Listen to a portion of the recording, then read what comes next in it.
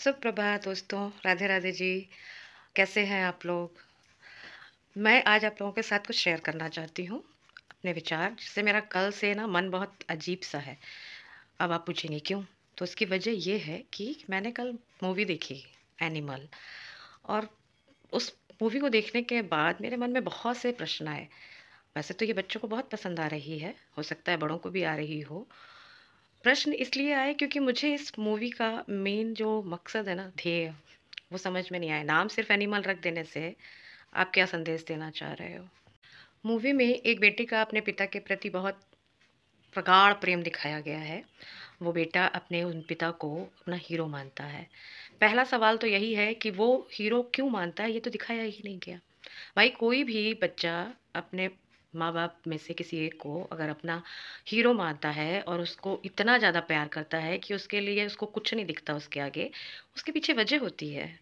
कुछ तो स्पेशल किया होता है ना पेरेंट्स ने अपने बच्चे के लिए, वो इसमें नहीं दिखाया गया। जबकि उल्टा वो अपने बच्चे को बिल्कुल समय नहीं देता था, बहुत नेग्लेक्ट करता था। फिर वो हीरो उसके बन कैसे गए?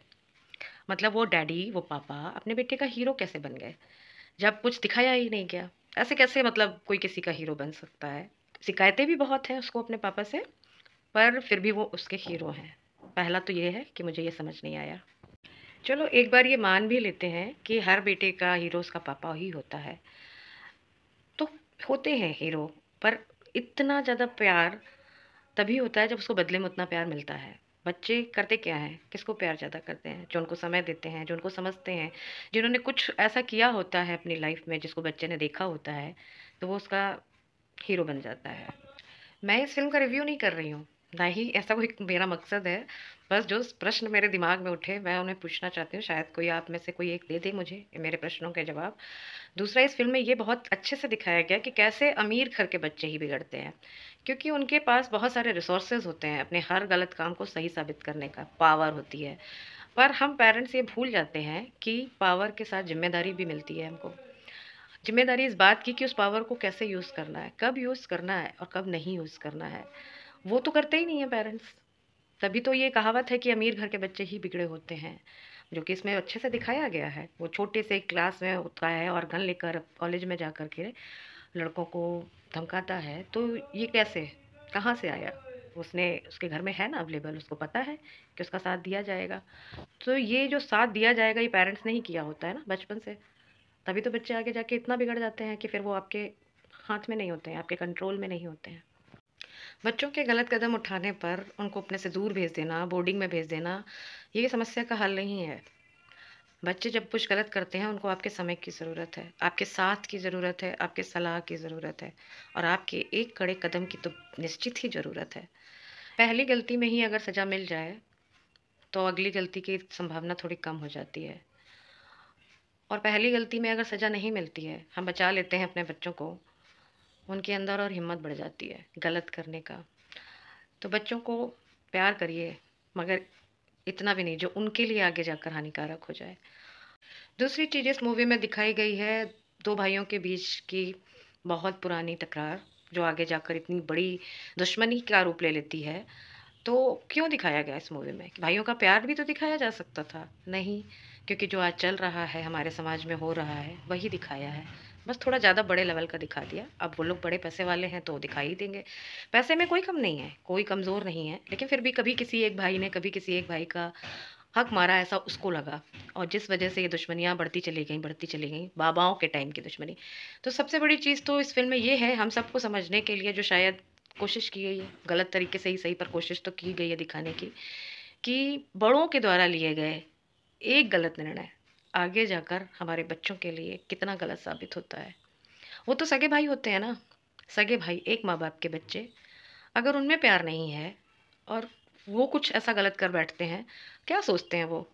उनके बच्चों में प्यार रहेगा? चलिए उनके बच्चों को तो छोड़िए, वो तो चचेरे बच्चे, भाई फफेरे ममेरे हो गए, पर क्या उनके अपने खुद के एक माँ-बाप के बच्चों में प्यार रहेगा? जब उन्होंने अपने माँ-बाप को भाई-बहनों से निभाते नहीं देखा, कुछ करते नहीं देखा उनके लिए, त्याग करते नहीं देखा, उनके अंदर प्रेम नहीं महसूस किया, उनमें कहाँ से आ जाएगा?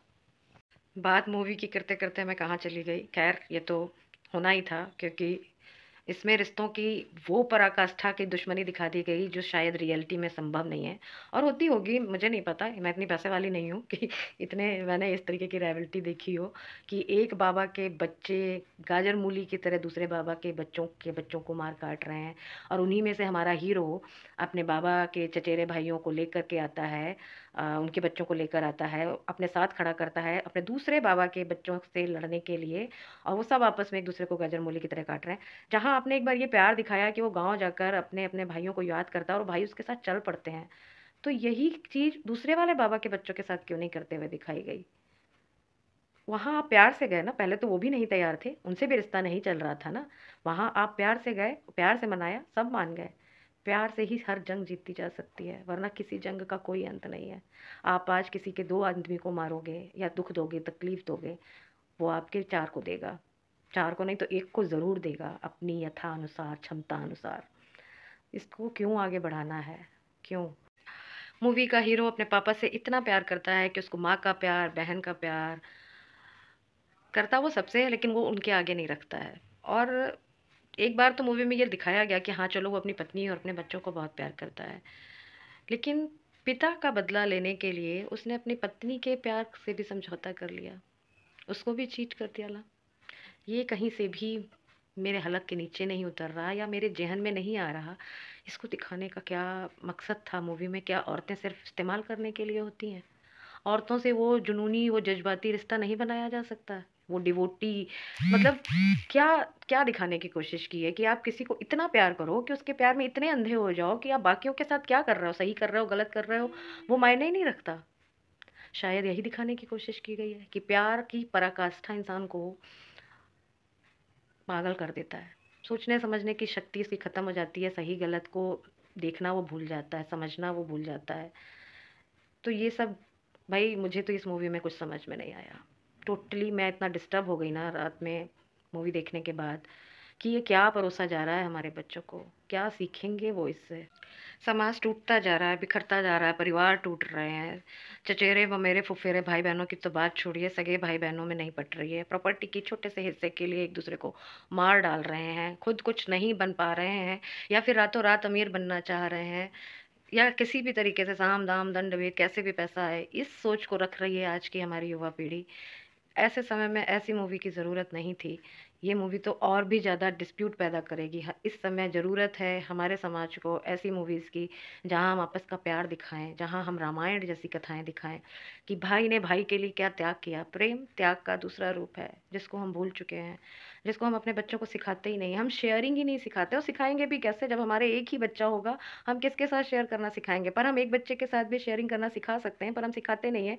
हमारे चचेरे बचेरे भाई बहन होते हैं ना, उनके बच्चों के साथ तो शेयरिंग सिखा सकते हैं कि बेटा 2 चीज़ें बाँटी जाती हैं, आप ही के भाई-बहन हैं, बाहर के नहीं है कोई।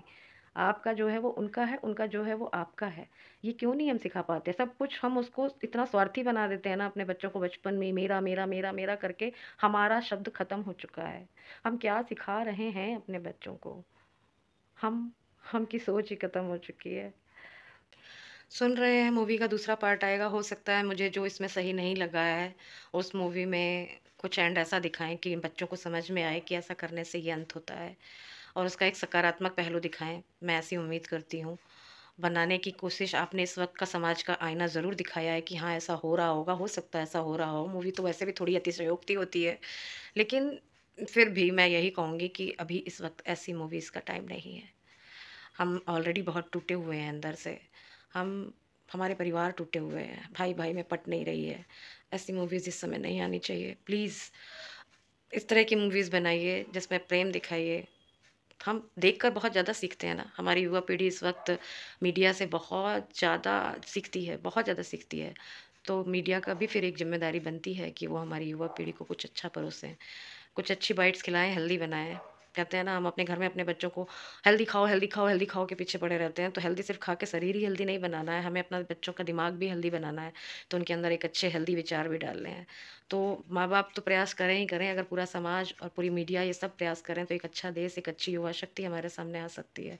तो बच्चों को ना सिर्फ़ अच्छा खिलाएँ, ना सिर्फ़ अच्छा पढ़ाएँ, उनको अच्छी बातें सिखाएँ भी, उनके अंदर अच्छी और सकारात्मक सोच डालें, साथ मिलकर सबको लेकर साथ चलने के बारे में सोचें।